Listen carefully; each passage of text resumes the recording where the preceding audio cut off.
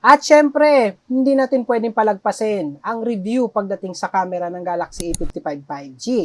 So, pagdating sa camera, they have triple rear camera. Yes, meron tong tatlong camera sa likod. So, para saan nga ba yung mga camera na ito? Isa-isahin natin. Unahin na natin dyan, syempre, yung nasa taas. So, ito yung 12 megapixel with focal 2.2 aperture. This is for the ultra-wide camera. So, it means that ito yung responsible kapag ka magtitake ka ng mga wider shot. Next naman is the main camera. Ito yung nasa gitna. Meron tong 50 megapixel with autofocus technology and OIS para kahit na medyo shaky yung kamay mo pag nagtitake ka ng photo, less blur. And they have also focal 1.8 aperture para kahit na medyo low light condition, malinaw pa rin yung image na pwede nyo makuha. And they have also Super HDR video supported for the main camera. And lastly, for the rear camera, itong nasa baba, ito naman is the 5 megapixel 2.4 aperture. This is responsible for the macro lens. So it means that ito yung mga or ito yung gumagana na lens kapag ka magtitake ka na naka-macro mode. It means that magtitake ka yung mga maliliit na subject or something like, alam mo yun, yung mahirap nang i-focus ng regular camera. So ito yung gumagana doon. And pagdating naman sa front camera, ang maganda dito, pwede ka na mag-take ng high resolution selfie because they have 32 megapixel with focal 2.2 aperture naman. By the way, ito yung mga sample shot ng Galaxy A55 5G during the time na nag-test tayo. So this is the 50 megapixel and as you can see, kahit na isinuzoom natin yung image, quality pa rin yung kaya niyang i-provide. So yun naman talaga yung reason kung bakit kailangan natin ng mataas na megapixel kasi like for example, gusto mo ipaprint or something like gusto mo yung quality ng image hindi nagbabago kahit na sinuzoom. So yun mo mapapakinabangan yung mataas na resolution. So also, nag-test din tayo for the ultra-wide. So as you can see, ito yung outdoor niya. Napakaganda, napakalawak ng sapkop. Up to 123 degrees yan for the Galaxy A55 5G. And also, they have the low light. And ayan, makikita ninyo kahit na low light, maganda pa rin yung ultra-wide niya. Kumbaga, quality pa rin yung image.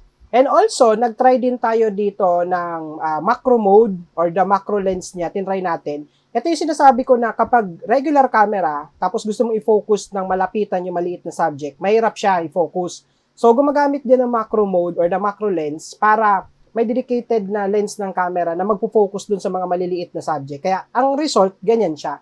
'Di ba? So, hindi nahihirapan yung camera mag-focus kahit na maliit yung pinaka-subject. As a result, ito yung magiging output niya. Ayan siya, di ba? Regular camera, kaliwa, kanan is the macro mode camera. Ayan siya yung pinaka-result niya. Sinubukan din natin mag-capture using the regular camera mode. So, wala tayong inactivate na kahit na ano dito. And as you can see, ito yung result. Low light din yung condition during the time na kinapture natin to.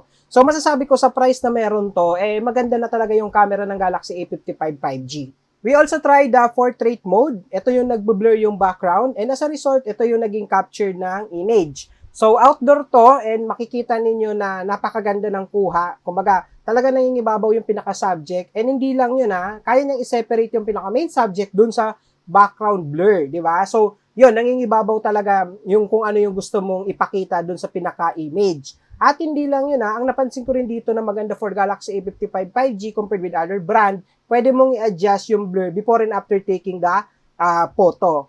Ito naman yung low light ng portrait mode and as you can see, kahit na medyo low light yung condition, ang ganda pa rin ng kuha. Kumbaga, even yung mga maliliit na part ng image, kayang-kaya niyang i-separate. Like for example, yung tenga, yung mga ganon, di ba? So sa ibang smartphone kasi, most likely yung ganyan, hindi na niya kayang i-separate sa pinaka-background, especially kapag ka low light. Alam mo yun, medyo nagbi-blend na yung blur at saka yung pinaka-subject. Pero with the Galaxy A55 5G, masasabi ko na perfect na rin yung pinaka-portrait mode niya for this Galaxy A series.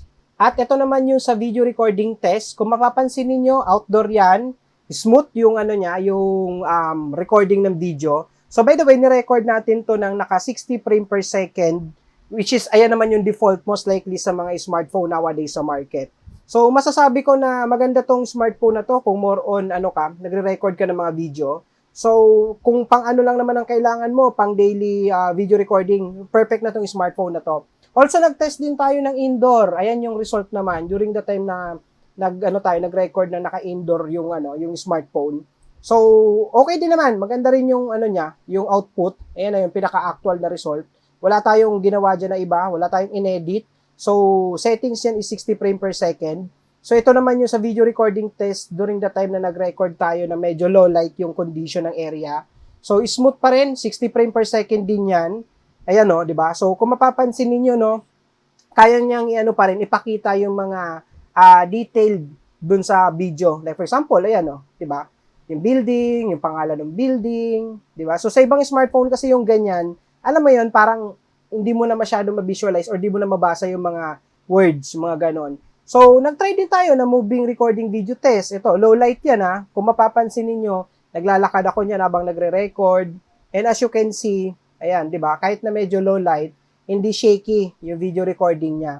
So, yun din yung nagustuhan ko talaga for the Galaxy A55 5G. Sa price range na meron siya, masasabi ko na kung more on video recording ka ha, ito na yung isa sa mga budget-friendly na smartphone na kaya mag-record ng ganito kay-stable na video. And, ayan, sinubukan din natin mag-compare with other brand. Kasi itong Galaxy A55 5G, meron siyang tinatawag na Adaptive BDIS technology.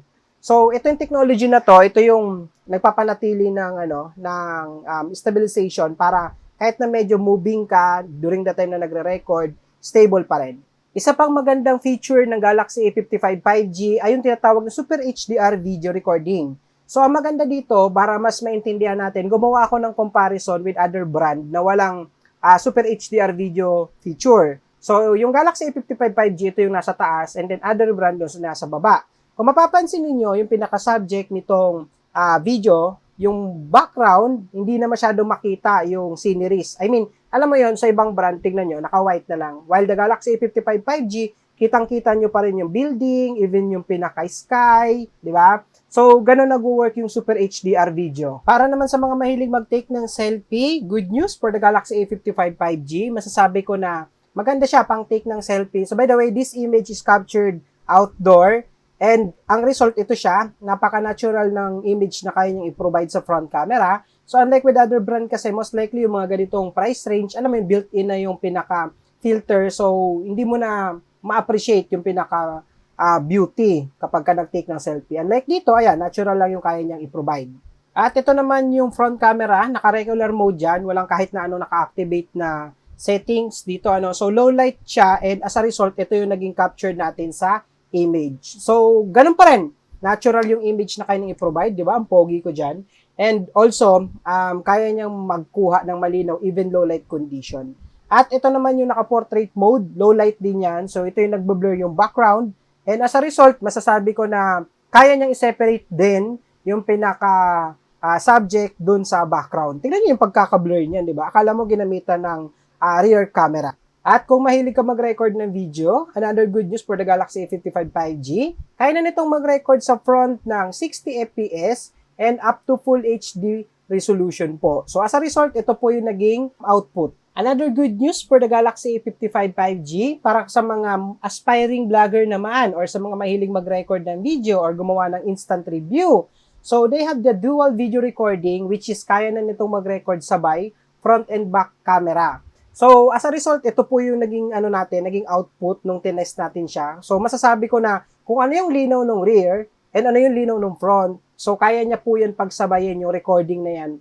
Para naman sa mga hindi ganun kagaling, kumuha or umanggulo ng mga photo kapag nagtitake kayo.